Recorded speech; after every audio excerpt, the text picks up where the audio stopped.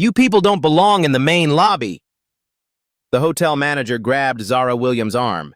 He steered her toward the back exit like she was trash. 23 years old. Black. Wearing a wrinkled delivery uniform in the marble palace of the Grand Metropolitan Hotel. Other guests stared. Staff smirked. Business executives in $1,000 suits watched her humiliation. "Service entrance is that way," he hissed, shoving her toward the corridor. Zara's hands trembled with quiet rage, but she walked away. 1 minute later, that same lobby exploded. CEO David Thompson threw his phone down. Sweat streamed down his face. "The translator isn't coming?" "The Japanese investors are here." His voice cracked with pure terror. "This deal is dead. My company is finished. Have you ever watched someone judge a book by its cover, only to discover they just dismissed their own salvation?" David Thompson burst into the service hallway. His shirt was untucked. His tie hung loose around his neck. University language department? Closed for weekends. He speed-dialed frantically. Google Translate for a $50 million deal? I'm dead. 20 years building his company. Everything depended on the next hour, and he couldn't even say hello in Japanese. David slid down the marble wall, head in his hands. 20 employees, their families. What am I going to tell them? A random waiter passed by. David grabbed his sleeve desperately. "Do you speak Japanese?" "Anyone? Kitchen staff? Housekeeping? I'll pay triple your monthly salary." The waiter shook his head, hurrying away from the crazy CEO. David's phone buzzed. Board member Jim's name flashed on screen. "Hi, Jim." "No, everything's not fine." His voice shook. "What?" "The investors are asking the front desk for directions? They're here?" He hung up, staring at the ceiling. "Career over. Company bankrupt." Then a quiet voice spoke behind him. "Excuse me, sir." David spun around. The delivery girl stood there, still holding her catering bag. "I couldn't help but overhear." Her voice was steady, professional. "I speak Japanese, and Mandarin, and Korean." Silence. David's head snapped up. His eyes went wild with desperate hope. You speak Japanese? Please tell me you're not joking. Please tell me this isn't some cruel universe joke." His voice cracked completely. "I have 12 employees depending on me. Investors who flew 6,000 miles. If this deal falls through." He stared at her intensely. "How well? Casual conversation or business level?" "I'm a linguistics graduate student at Columbia University." Zara set down her delivery bag with quiet confidence. Business-level fluency in all 3 languages. David's phone buzzed again. Text message visible. "Investors in lobby asking where translator is." They seemed confused. David looked at the text, then at Zara. His entire future balanced on this moment. "That's them, right now, downstairs. Waiting." His voice was raw with desperation. Will you? I'm begging you." Through the hallway windows, black luxury cars lined the hotel entrance. "What's your name?" David whispered. "Zara Williams. And Mr. Thompson?" She glanced toward the lobby. "Your investors just walked through the front doors." The elevator climbed to the penthouse conference room. David's reflection multiplied in the mirrors, a desperate CEO next to a delivery girl who might save his company. His hands shook. Sweat beaded on his forehead. Zara stood perfectly calm. "Are you sure about this?" David whispered. "These are some of the most powerful investors in Asia." "I'm sure, Mr. Thompson." The elevator doors opened. 4 Japanese executives stood in perfect formation. Dark suits, pristine white shirts, faces unreadable. Their presence commanded the entire room. Lead investor Mr. Takeshi stepped forward. His bow was measured, precise. Traditional Japanese business protocol. David fumbled forward awkwardly. "Takeshi-san, welcome to—" Zara moved smoothly beside him. Her bow matched Takeshi's exactly. The correct angle, perfect timing, appropriate duration for his senior status. "Takeshi-san, o genki desu ka? Thompson-san wa anata ni ome ni kakarete. Totemo koe ni omote imasu." Perfect pronunciation. Flawless cultural context. Respectful, honorific language. Mr. Takeshi's eyes widened in genuine surprise. David's mouth fell open slightly.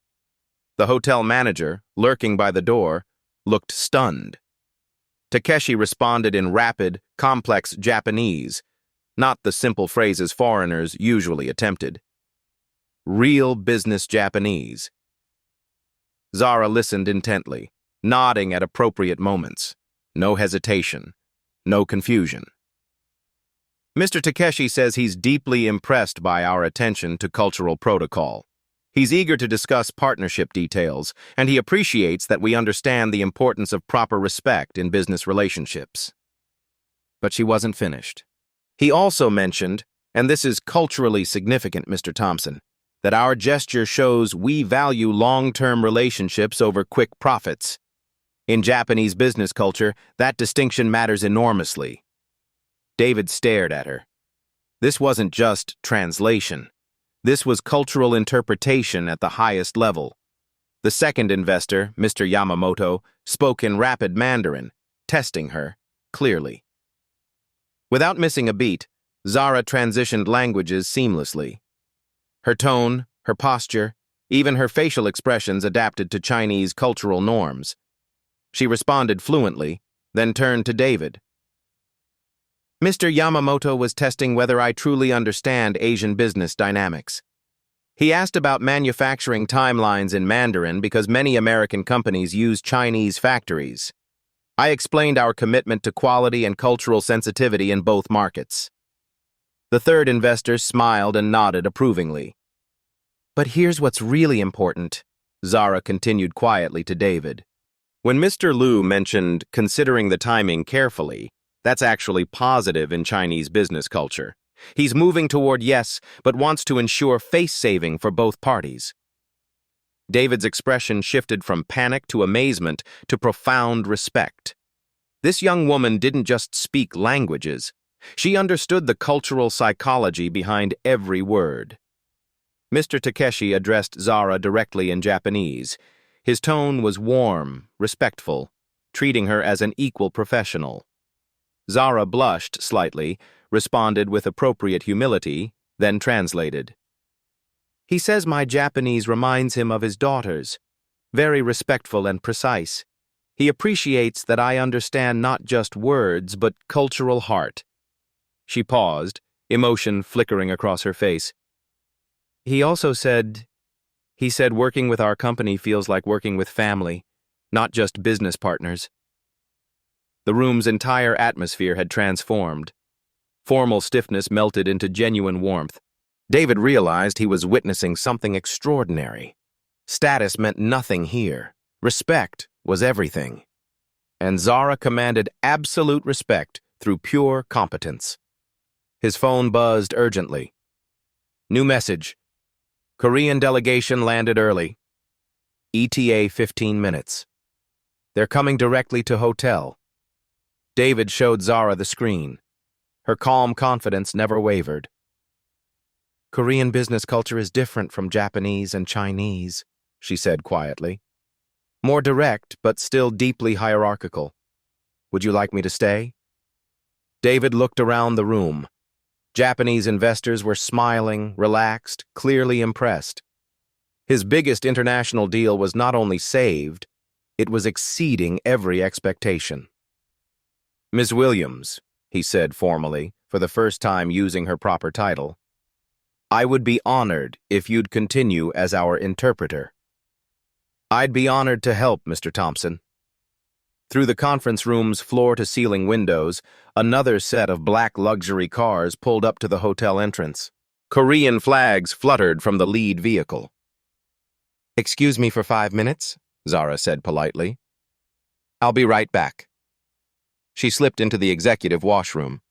Marble countertops, gold fixtures, soft lighting. A world away from her childhood. Zara stared at her reflection.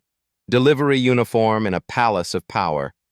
Her fingers found the small silver pendant hidden under her collar. Her grandmother's necklace. The only thing of value Mama ever owned. "Language is freedom, baby girl," Mama's voice echoed in her memory. "Every word you learn is another door opening." Bed-Stuy, Brooklyn. Cramped apartment above the corner store. While other kids played video games, Zara sat at the kitchen table with textbooks. Spanish from Mrs. Rodriguez next door. Mandarin from the family upstairs. Korean from the grocery store owner who let her work for food. Mama spoke Gula, the language their ancestors brought from West Africa. A language schools tried to erase. A language most of their family had forgotten. "They want us to be invisible, Zara. But when you speak their languages better than they do, then they have to see you. Columbia University full scholarship. Linguistics PhD program.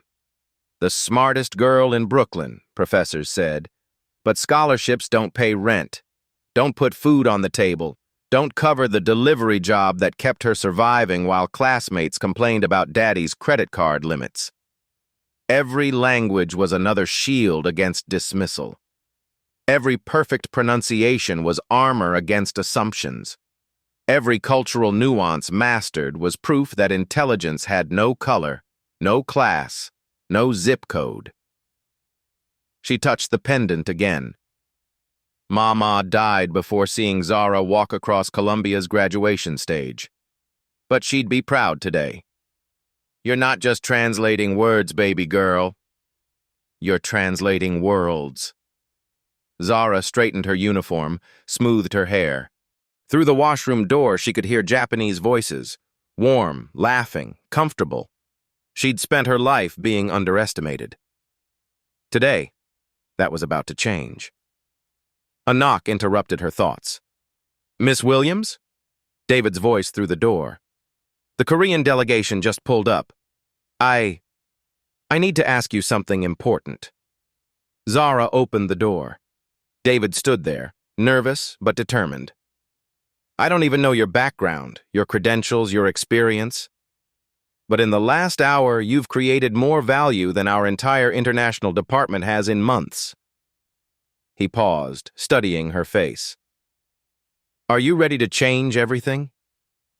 The conference room buzzed with anticipation. Japanese investors on one side, Korean delegation filing in on the other. David positioned between them like a referee who didn't know the rules. 5 Korean executives entered in strict hierarchical order. Their movements were precise, formal, more direct than the Japanese but equally respectful of rank. Zara immediately adjusted her posture. She studied each person's position, age, visible status markers. In Korean culture, getting the hierarchy wrong could kill a deal instantly. She bowed to the senior executive first, deeper than the others, holding it longer, then to each person in exact order of importance. "안녕하세요, 사장님. Thompson 회사는 여러분을 만나서 영광입니다." Perfect honorific language. Exact cultural protocol. The Korean leader, Mr. Park, smiled with genuine surprise. Most Americans butchered their language or ignored courtesy entirely. Now came the real challenge. Mr. Takeshi asked a pointed question in Japanese about manufacturing timelines. Mr. Park immediately responded with concerns in Korean about quality control standards. David looked completely lost. 2 languages flying simultaneously. $1,000,000 implications in every sentence. "I have no idea what's happening," David whispered desperately. Zara remained perfectly calm under pressure. They're not arguing, Mr. Thompson. They're problem-solving together. In Asian business culture, vigorous discussion shows serious interest, not conflict. She turned to address both groups, switching languages fluidly. First to Mr. Takeshi in Japanese, acknowledging his timeline concerns. Then to Mr. Park in Korean, validating his quality standards. Finally to David in English, bridging both perspectives. Mr. Takeshi is asking about manufacturing timelines. Mr. Park is concerned about quality control standards meeting Korean regulations. Both are actually asking the same question. How do we ensure excellence without compromising speed? But the conversation accelerated rapidly. Technical specifications, regulatory requirements, cultural expectations, 3 languages flying around the room. David's panic was visible. Sweat dripped down his temples. Then Zara did something extraordinary. She addressed all parties simultaneously. A sentence in Japanese, a phrase in Korean, connecting ideas across cultures in real time. The room fell silent, then erupted in nodding and smiling. They want to propose something bigger than your original deal, Mr. Thompson. Zara's voice was steady, confident. A 3-way partnership. Japan handles advanced technology development. Korea manages precision manufacturing. America provides market access and distribution. David's eyes widened. That's triple our original projections. Mr. Park says Korean manufacturing capabilities combined with Japanese innovation could dominate American markets. Mr. Takeshi agrees but wants assurance of cultural sensitivity throughout the partnership. The Korean and Japanese executives were now talking directly to each other, still through Zara's translation, but with growing excitement. "This is incredible," David whispered. "How did you know they'd want to work together?" Cultural research, Mr. Thompson. Japan and Korea have complicated political history, but their business leaders respect each other deeply. They just needed someone who understood both cultures to facilitate the connection. Mr. Takeshi spoke directly to Zara in Japanese. His tone was warm, almost paternal. Zara's eyes moistened slightly as she translated. He says I remind him of his granddaughter who's studying international relations at Harvard. He hopes she'll build cultural bridges like this someday." She paused, emotion evident. He also said, "Our company shows wisdom that will honor both cultures for generations." David stared at her with complete amazement. In 1 hour, she'd transformed his company's biggest deal into something he'd never dreamed possible. His phone buzzed ominously. New message. "Chinese delegation arriving now. Urgent meeting requested." They seem upset. David showed Zara the screen. Her confidence never wavered. "Ready for the real test, Mr. Thompson?" "Let's take a 15-minute break," David announced. The investors nodded, chatting among themselves in their native languages. David stepped into the hallway with his assistant Rebecca and the hotel manager. Rebecca's perfectly manicured nails tapped against her tablet. Her designer suit screamed expensive MBA program. "David, you cannot be serious about this," Rebecca hissed, voice low but sharp. "She's a delivery girl." "What do we actually know about her credentials? Her background?" The hotel manager nodded eagerly. "There are protocols here. Liability issues. What if she mistranslates something critical? What if she's just winging it?" "Winging it?" David's eyebrows shot up. "She just turned a 2-party deal into a 3-way partnership worth 3 times our original projections." "But where did she even learn these languages?" Rebecca's voice dripped skepticism. "Community college? Some online program? These are serious investors, David. They expect professionals." The real concern leaked through her polished exterior. "And what happens to my position as international relations coordinator? You're going to replace me with someone from food service?" Her fear was naked now, raw, desperate. Think about the optics, David. Board meetings, client presentations. Do you really want to explain why your head translator delivers sandwiches between negotiations? The hotel manager jumped in, sensing opportunity. Mr. Thompson, we have established vendors for interpretation services, certified professionals with proper insurance, background checks. Background checks? David's voice rose slightly. She just demonstrated more cultural competency in 1 hour than most certified translators show in years. Through the conference room's glass doors, Zara was visible helping the Korean and Japanese investors navigate a technical diagram. Everyone was nodding, smiling, clearly engaged. But sir, Rebecca pressed, what about proper channels? HR approvals? Due diligence? We can't just hire random people off the street. Random? David turned to face her fully. Rebecca, in 6 months as International Relations Coordinator, how many deals have you closed? Rebecca's face flushed. That's not... The market conditions have been... She's closed more international business in 1 hour than you have all year. The accusation hung heavy in the marble hallway. David, please think rationally. Rebecca tried again. What about corporate standards? Professional appearance? She's wearing a uniform with stains on it. So judge the uniform, not the talent? I'm not judging anything. I'm protecting this company's reputation. What will the board think? What will other clients assume when they see results? David's patience was wearing thin. When they see respect? When they see someone who actually understands international business at a level you've never achieved. Rebecca's voice cracked slightly. This isn't fair, David.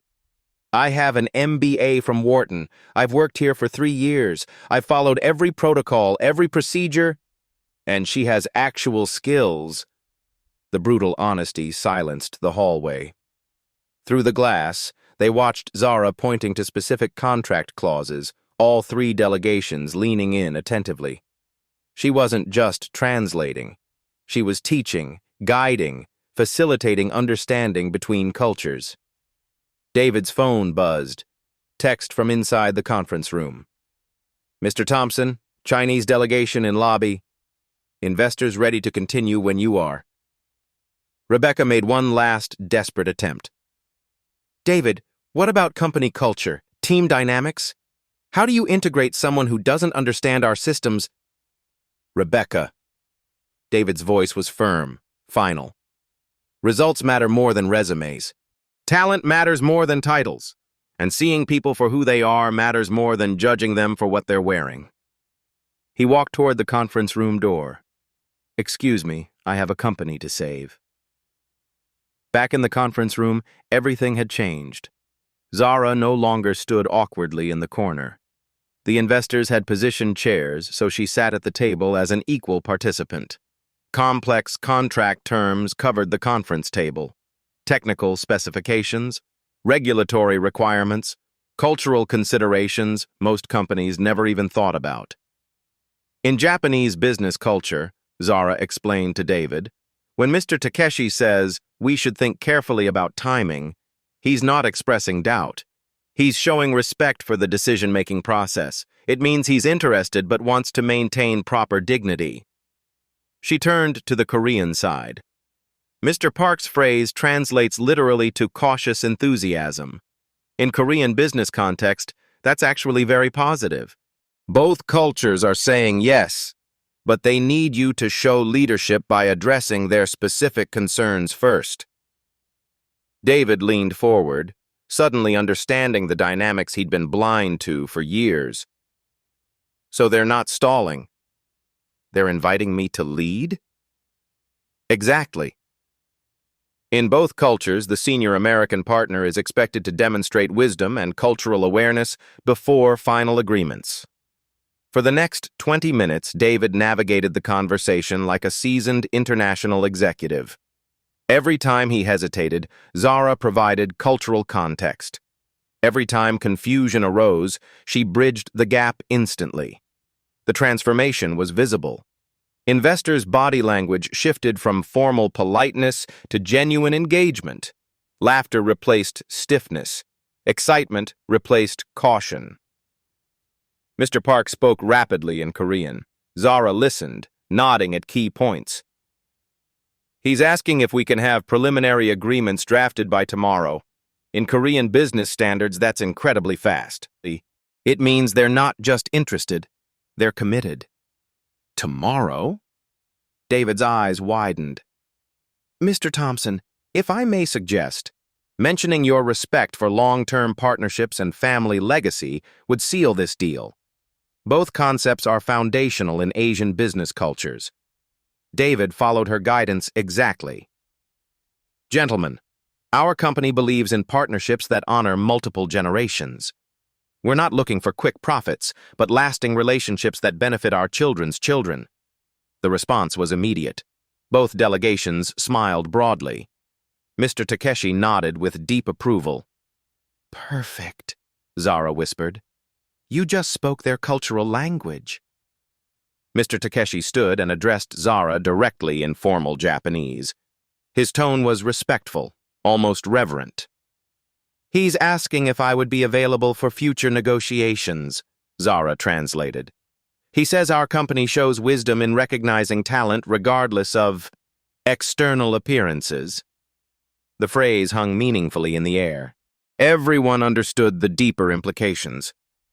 Mr. Park pulled out his business card, presenting it to Zara with both hands, the highest form of respect in Korean culture. In that moment, she wasn't the delivery girl anymore. She was a respected professional.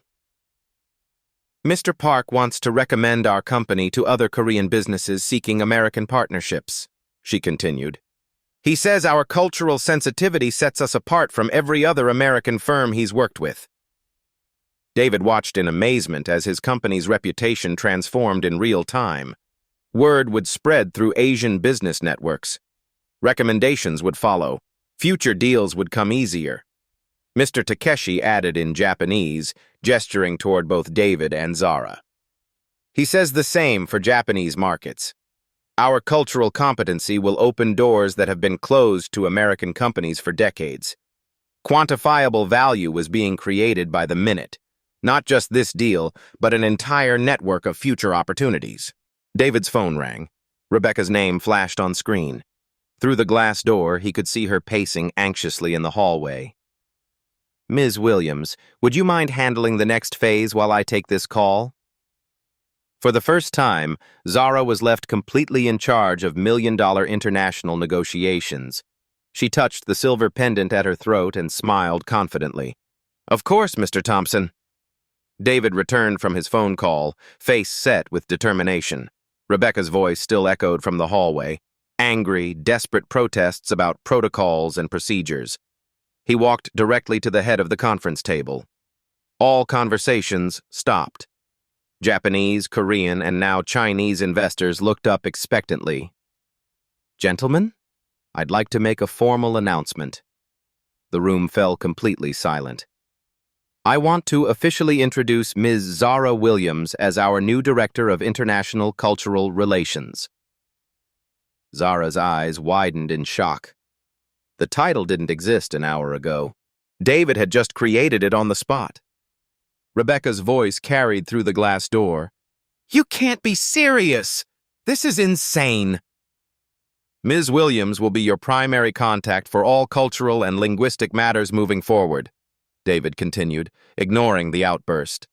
Any international partnerships will go through her guidance and approval. Mr. Takeshi immediately stood and offered a formal business bow to Zara, deep, respectful, acknowledging her new status. Mr. Park followed suit, his bow equally respectful. In business, we talk about assets, David addressed the room. Quarterly reports, market projections, revenue streams. But the greatest asset any company can have is recognizing extraordinary talent, regardless of how it's packaged. His voice grew stronger, more confident. Ms. Williams has demonstrated in 3 hours what most international consultants can't achieve in 3 months. She doesn't just translate words, she translates hearts. Zara's voice was slightly shaky. Mr. Thompson, I don't know what to say. Say you'll accept the position. Say you'll help us build bridges we never knew we needed. The moment stretched between them. The delivery girl and the CEO. The dismissed and the desperate. Two people whose lives were about to change forever. Zara touched her grandmother's pendant, then looked up with quiet confidence. I accept.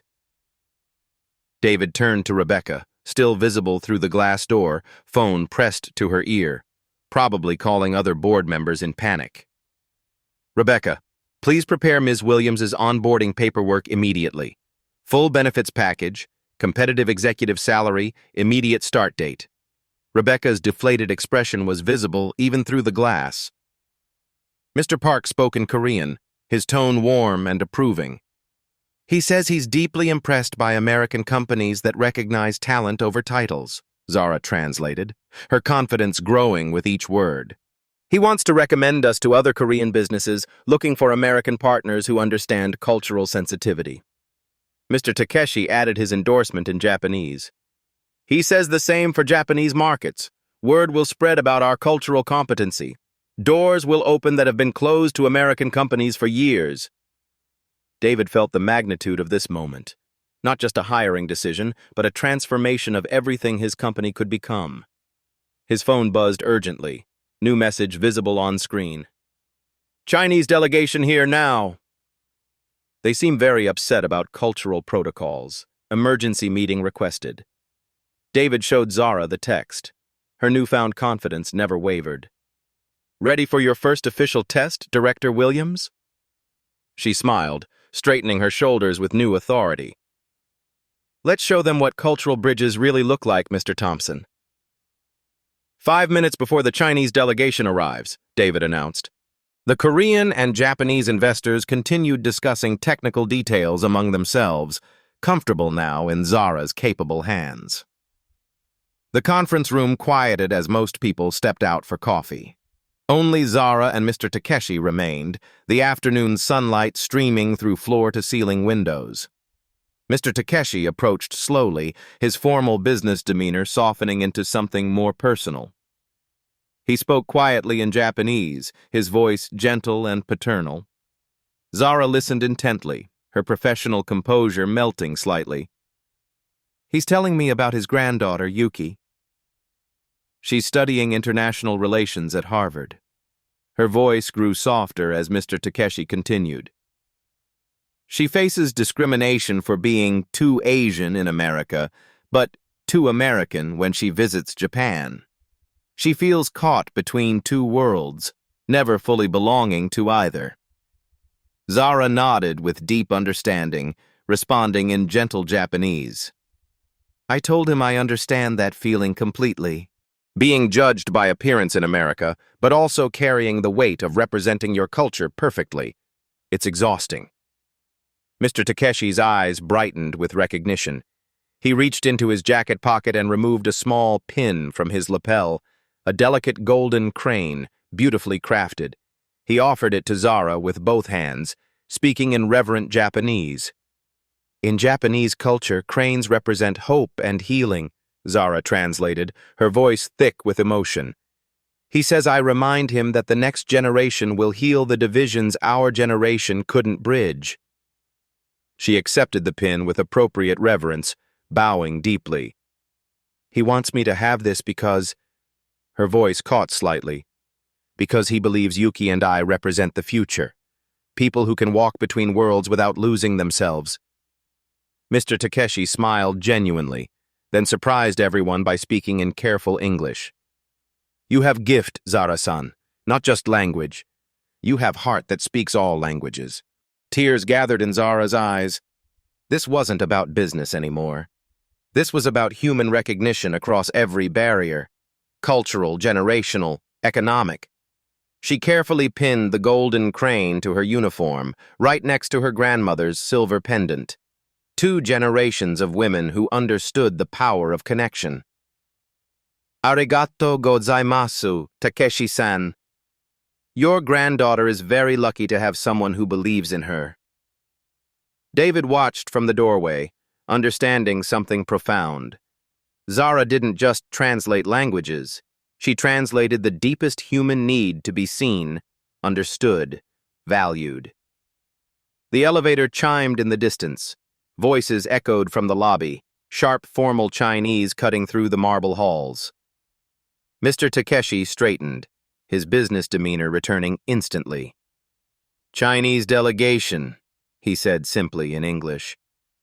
Zara stood, touching both the crane pin and her grandmother's pendant, carrying the strength of both cultures, both generations. "Then let's turn misunderstanding into understanding." The elevator descended in tense silence. David briefed Zara on the crisis unfolding below. "Our Beijing manager inadvertently insulted their senior cultural advisor during contract negotiations last week. They're threatening to pull out of all American partnerships, not just ours."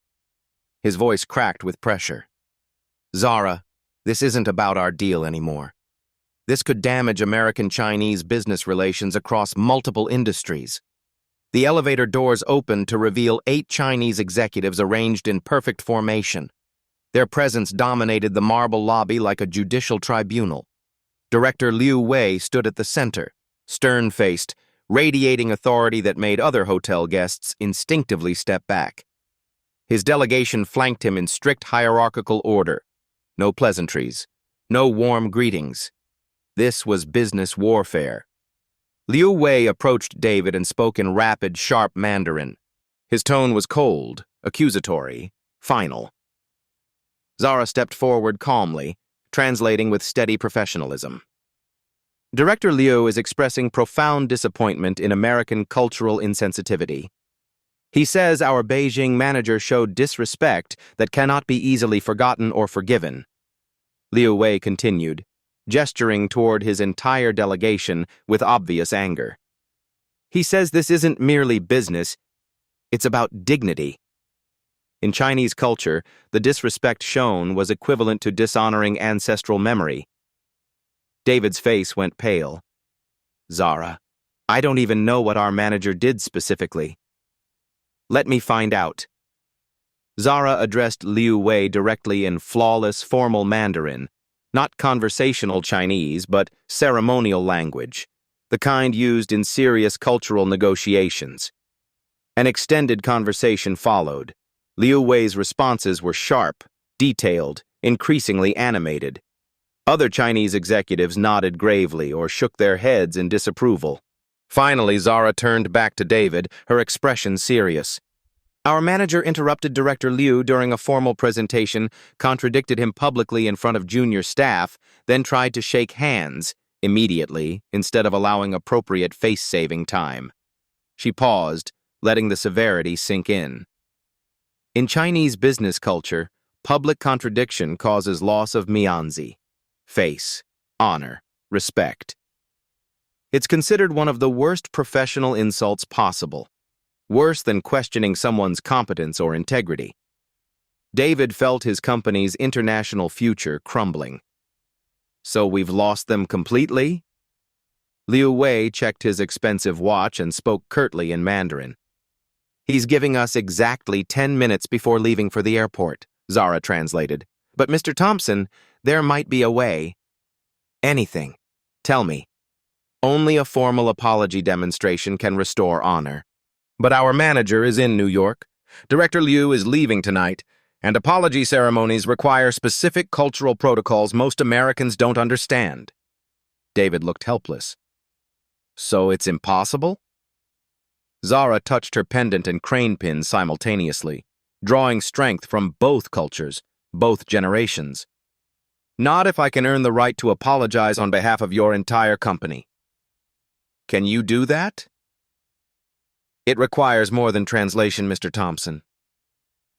I need to perform a formal Chinese business apology ceremony. If I make even one cultural mistake, it will make everything infinitely worse." The stakes couldn't be higher. One wrong gesture, one mispronounced word, one cultural misstep would end American-Chinese business relations for David's company forever. Liu Wei's watch ticked loudly in the silent lobby. Zara straightened her shoulders, walked directly to Liu Wei, and began speaking in formal ceremonial Mandarin. Her entire presence transformed. Voice took on different tones, respectful but confident. Gestures became precise, measured. Posture embodied Chinese cultural formality. She wasn't just speaking Chinese, she was performing Chinese cultural dignity. The Chinese executive's expressions shifted from skepticism to attention to genuine surprise. For several minutes, Zara conducted a formal cultural apology, acknowledgement of specific cultural violations, recognition of Liu Wei's wisdom and senior status, company's commitment to mandatory cultural education, personal responsibility for preventing future disrespect, honor given to Chinese business philosophy and traditions. Every pause was calculated, every bow precisely angled, every hand gesture followed traditional protocols perfectly. The lobby fell completely silent. Even hotel staff stopped moving to watch. Liu Wei's face remained unreadable throughout the ceremony. When Zara finished, she waited in respectful silence. Liu Wei responded in formal Mandarin, long measured sentences that seemed to go on forever. Zara listened intently, her face revealing nothing. Finally, she turned to David. Director Liu acknowledges the sincerity of our apology. He says he's impressed that an American company would send someone who understands true Chinese cultural values, not just surface politeness. David felt a flicker of hope. But, Zara continued, he wants to test my cultural knowledge further before accepting our apology. The real test was just beginning. Liu Wei spoke a traditional Chinese proverb, then waited expectantly. Zara thought for a moment, then responded not just with the proverb's completion, but with its deeper philosophical meaning and appropriate business application. Liu Wei's stern expression cracked slightly, the first hint of approval. He presented another cultural challenge, this time about Confucian business philosophy. Zara didn't just pass the test. She engaged Liu Wei in sophisticated dialogue about Chinese business ethics, demonstrating profound understanding of cultural foundations most foreigners never even attempt to learn. Back and forth they went, proverbs, philosophy, cultural nuances, Liu Wei testing, Zara responding with increasing confidence. The other Chinese executives began nodding approvingly. Their leader was clearly impressed. Finally, Liu Wei addressed his entire delegation in rapid Mandarin. He's telling them that our company shows rare wisdom in employing someone who truly understands Chinese culture, Zara translated. He says we demonstrate respect that he's never seen from American businesses. She paused, emotion creeping into her voice. And he's asking if I would be willing to oversee cultural protocols for all future Chinese-American business relations in our sector. The magnitude hit David instantly. Not just saving one deal, but becoming the cultural bridge for an entire industry. Liu Wei approached Zara and offered his business card with both hands, the ultimate sign of professional respect. Then, breaking his formal demeanor completely, he spoke in careful English. You honor both cultures, Director Williams. This is true bridge building. The Chinese delegation's entire attitude transformed. Smiles replaced stern expressions. Warmth replaced coldness. David realized he'd just witnessed something historic. Cultural diplomacy at the highest level, performed by a woman who'd been dismissed as a delivery girl 3 hours earlier. Liu Wei spoke again in Mandarin. He wants to restart all negotiations immediately, Zara said, her voice strong with newfound authority. And he's inviting our company to Beijing next month for a formal cultural partnership ceremony. The crisis was not just resolved, it was transformed into unprecedented opportunity. The Grand Metropolitan Hotel's largest conference room buzzed with unprecedented energy. Japanese, Korean, and Chinese delegations sat together at an expanded table. David's executive team filled additional chairs. Hotel staff lingered by the doors, sensing something historic unfolding. Zara no longer wore her wrinkled delivery uniform. David had provided professional attire from the hotel's boutique, but she'd kept her grandmother's pendant and Mr. Takeshi's crane pin prominently visible, symbols of her journey. David stood at the head of the table, commanding attention from three of Asia's most powerful business delegations. Ladies and gentlemen, I want to formally recognize Ms. Zara Williams, who in the span of 4 hours has not only saved our international partnerships, but expanded them beyond our wildest projections. He produced a crystal award, hastily engraved but deeply meaningful. To Zara Williams, bridge builder, cultural ambassador, extraordinary talent. Applause filled the room, genuine, enthusiastic recognition from investors who rarely showed such emotion in business settings. As cameras flashed from phones recording the moment, the transformation was complete. The same woman dismissed at the service entrance now commanded respect from international executives worth billions. Mr. Takeshi stood first, his formal business bow deep and reverent. In Japanese culture, we have concept. Nana korobi ya oki. Fall 7 times, rise 8. Ms. Williams shows us that true talent rises regardless of circumstance or initial judgment. Mr. Park followed, switching between Korean and accented English. Korean businesses value nunchi, intuitive understanding of people and situations. Ms. Williams has nunchi for cultures not even her own. This is very rare gift that cannot be taught, only recognized. Director Liu Wei rose last, his endorsement carrying the most weight.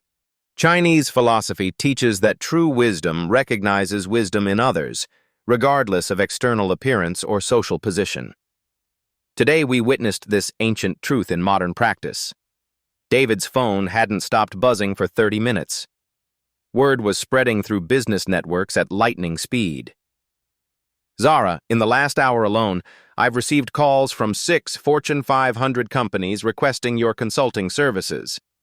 LinkedIn posts about today's events are going viral. He showed her his screen. Social media posts spreading rapidly. The delivery girl who became a VP in one day. This is why I never judge people by their job titles. Talent has no dress code. Comments poured in by the hundreds. This gives me hope. Excellence speaks every language. I see myself in this story. Rebecca appeared in the doorway, her earlier resistance completely dissolved. She approached slowly, visibly humbled. Zara, I owe you the deepest apology. I was threatened by your talent instead of celebrating it. I judged you by your uniform instead of your abilities. Her voice cracked slightly. I've learned something crucial today about my own prejudices. I hope you'll let me learn from you moving forward. Zara's response revealed her character completely. Rebecca, there's room for all of us to succeed. Different strengths make stronger teams. I'd welcome your partnership. Grace in victory, leadership through example. David addressed the entire room with growing confidence. Effective immediately, this company will implement mandatory cultural competency training for all executives, led by Director Williams. We're also establishing international mentorship programs in major cities. He paused for the announcement that would change lives beyond this room. And we're founding the Williams Cultural Bridge Scholarship, full funding for disadvantaged students studying international relations, linguistics, and cultural diplomacy. Zara's professional composure finally cracked. Tears gathered in her eyes as the magnitude hit her. The scholarship represented everything her grandmother had dreamed, language as a pathway to opportunity for others like her. The first recipient, David continued, will be Mr. Takeshi's granddaughter, Yuki, studying the intersection of American and Japanese business cultures at Harvard. Mr. Takeshi bowed deeply to Zara, his voice thick with emotion. You honor my family greatly. My granddaughter will learn that talent recognizes no color, no class, no national borders. You give hope to next generation. David's assistant entered breathlessly. Sir, local news crews are outside. Someone posted video footage of today's negotiations. It's trending on multiple platforms. Through the conference room windows, news vans were visible in the hotel's circular drive. LinkedIn, Twitter, TikTok, everyone's sharing the story, the assistant continued. They're calling it the greatest example of hidden talent recognition in corporate history. The hotel manager from the opening scene appeared, his earlier condescension replaced by profound embarrassment. Ms. Williams, I owe you more than an apology. I committed an act of professional prejudice that could have cost everyone dearly. I've learned something fundamental about judging people by appearance rather than ability. Zara's response was measured, educational. We all make assumptions based on limited information. The important thing is learning from those moments and choosing to see people differently moving forward. David made his final announcement. This hotel will now host quarterly hidden talent recognition events, specifically designed to identify and celebrate overlooked abilities among service industry workers throughout the city. The symbolic transformation was complete. The same luxury hotel lobby where Zara was dismissed now displayed a temporary banner being installed. Talent has no dress code. Williams Cultural Bridge Initiative headquarters. Local news crews were setting up for interviews. The service entrance where she'd been directed now featured a small plaque. Excellence speaks every language. A reporter approached with cameras rolling. Ms. Williams, what's your message to young people who feel invisible in their current roles? Zara touched both her grandmother's pendant and the golden crane pin, drawing strength from two cultures, 2 generations of women who understood the power of perseverance. Your current chapter is not your complete story. Excellence speaks every language, crosses every barrier, and rises above every assumption. She looked directly into the camera. To anyone feeling overlooked, your moment is coming. Be ready. Stay excellent. And remember that bridges are built by those brave enough to stand between two worlds. The reporter pressed further. What advice do you have for business leaders? Look beyond titles. Listen past accents. See through uniforms to the unlimited potential beneath. The next person who saves your company might be standing right in front of you, waiting to be noticed. As evening approached, the conference room had transformed into an impromptu celebration. International investors mingling with hotel staff, executives learning phrases in multiple languages from housekeeping and kitchen workers who'd emerged to witness history. David watched it all with profound satisfaction. Not just a business deal saved, but a fundamental shift in how his company, and hopefully others, would recognize and nurture human potential. The golden crane pin caught the light as Zara moved through the crowd, translating conversations, building connections, creating bridges that would last for generations. 6 months later. The same marble lobby of the Grand Metropolitan Hotel buzzed with different energy. Service workers moved with new confidence. Guests interacted with genuine respect. Everything had changed. Zara Williams stood at a podium where she'd once been dismissed, now addressing the International Diversity in Business Conference. Her delivery uniform had been replaced by an elegant business suit, but her grandmother's pendant and Mr. Takeshi's crane pin remained proudly visible. The audience included CEOs, university presidents, and policymakers from 12 countries.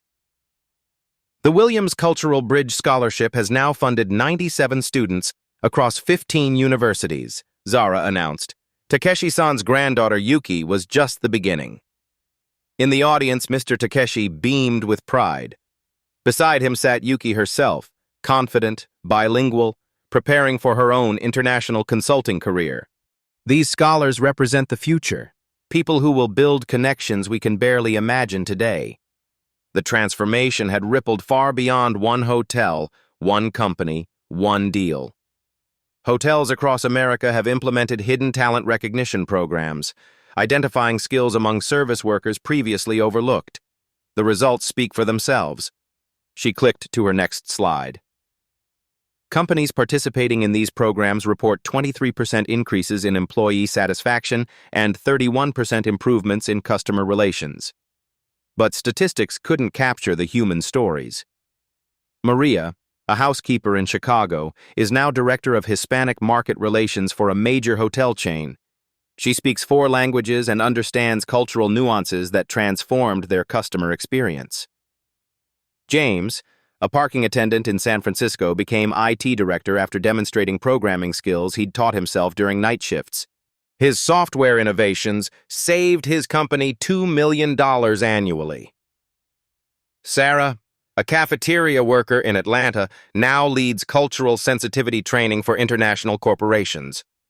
Her insights about African American professional experiences opened markets previously inaccessible. Each story represented someone who'd been invisible until someone chose to truly see them. David Thompson sat in the front row, his company now the most sought-after cultural consulting firm in international business. The man who'd once been desperate in a hotel hallway had become a champion of recognizing hidden potential. But the real transformation isn't about individual success stories, Zara continued. It's about changing how we see each other fundamentally. Her voice grew stronger, more passionate. Every day, extraordinary people are dismissed because of uniforms, accents, zip codes, or assumptions about their background. How many solutions are we missing? How much innovation are we wasting? How many bridges remain unbuilt because we judge books by their covers? The audience leaned forward, captivated. This week, I challenge every person in this room to look beyond someone's job title. Ask your barista about their dreams. Listen to your rideshare driver's story. Notice the delivery person's potential. She paused, letting the challenge settle. If you're in hiring positions, examine skills rather than pedigrees. If you're a leader, create space for voices that go unheard.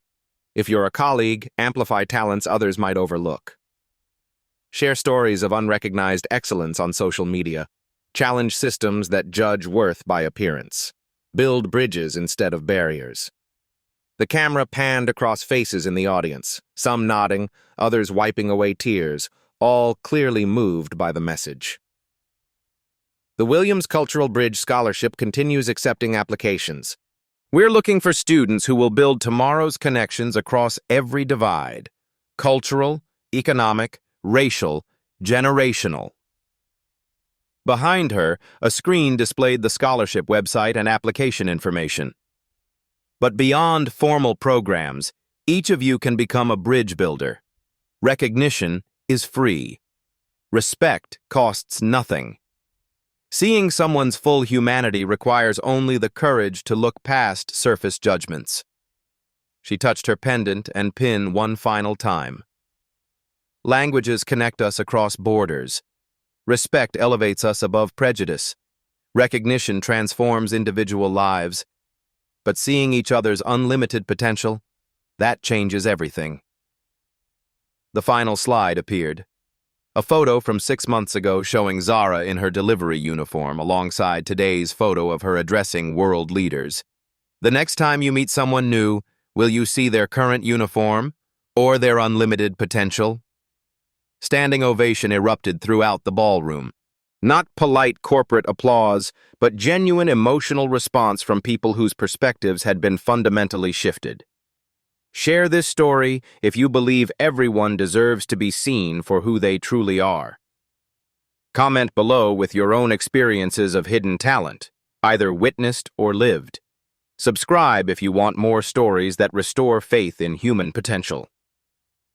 Most importantly, become the person who sees beyond appearances. Become the leader who creates opportunities.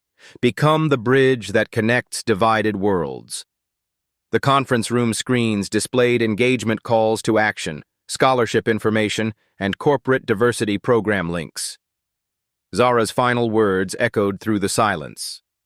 Excellence speaks every language. The question is simple. Are you listening?